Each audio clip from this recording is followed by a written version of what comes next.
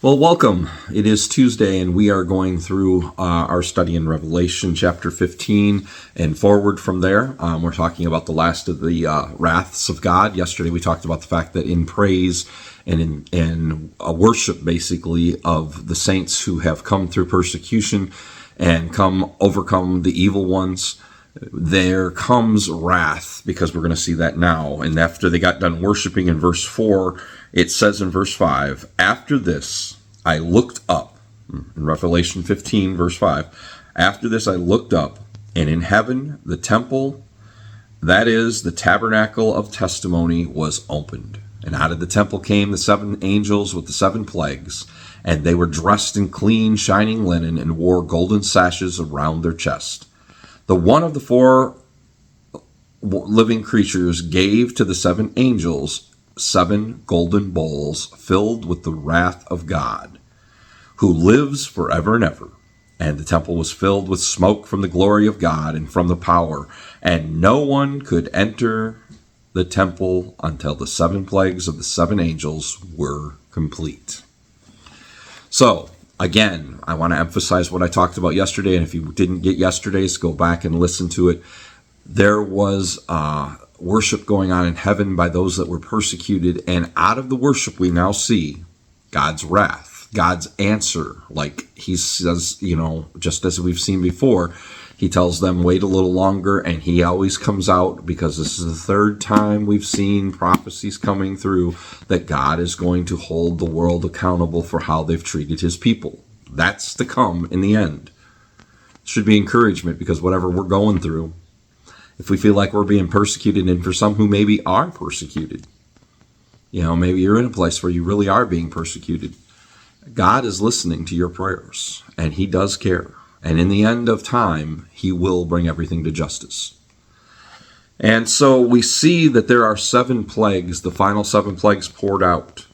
And this comes out in this process. And these plagues are going to be poured out on all of humanity and all of the world and all of evil, as one last wrap-up of all things. And then we come to this verse at the end, and I've spent some time kind of wrestling with this verse this week. It says, the temple was filled with the smoke from the glory of God and from his power, and no one could enter the temple until the 7 plagues and the 7 angels were complete. So we often see references, as we've seen different aspects of Revelation, where we see the throne and we see one sitting on the throne and all these things. And now John says, out of God, out of himself and his power, comes smoke that's going to cover the temple, and it's so thick no one can enter the temple. No one can come in. Now there's a few things that I was researching, and a few things that I thought about when I first thought about this. When I first thought about this, I thought about the fact that, maybe God is blocking the evil one from entering too. Because we know, for those of us who study the Bible and look at the Bible, and we see that there's, the divine council. We see in Job, for instance, that even Satan comes in from time to time with the angels, and we know he pretends to be an angel of light. Maybe God is blocking anyone from changing things at the end of time, because there is no more time to change. There's no more time to wait, and thus evil is going to be judged. Evil is going to be destroyed.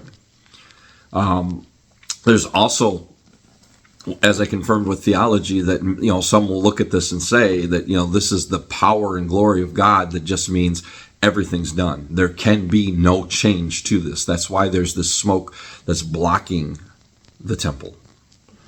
But I was also reminded another aspect of God that we think about. We don't think about God blocking away from the evil or blocking evil into its judgment point all the time, but we do see that happening also at the cross.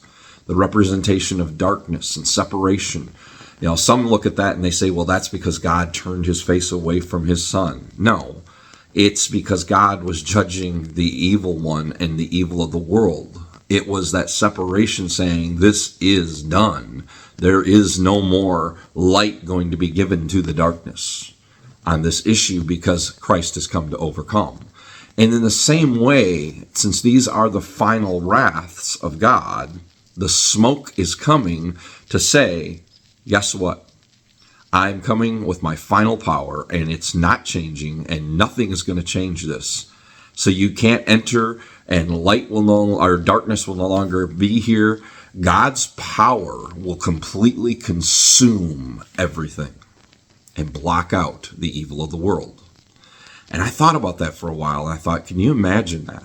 The end of time, we're going to see how it folds out. But just the fact that evil has been finally brought to justice is going to be an awesome thing for you and I. Because we've been seeing it, we've learned it from the scriptures themselves, and we see how God has created throughout eternity this whole plan to overcome evil. And now it is the final beginning of that plan. We'll look throughout the rest of this week and maybe into next week, however long it takes us, as we unpack this pouring out of the wrath. But know that God is the one that decides when it's time. And God is the one that seals it. And once it's sealed, this final wrath is sealed for good. And that judgment will come. And God's people will be blessed.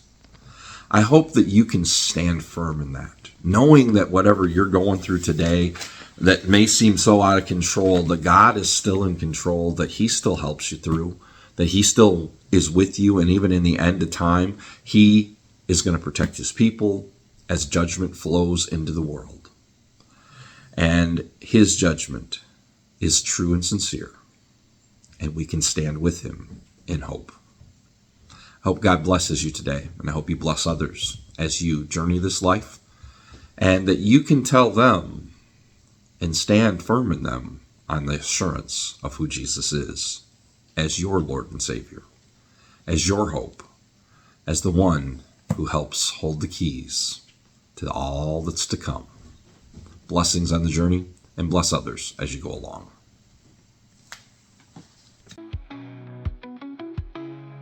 That's today's Devo on Deep Treks. No matter how deep the questions or dark the doubts, there's always a path forward.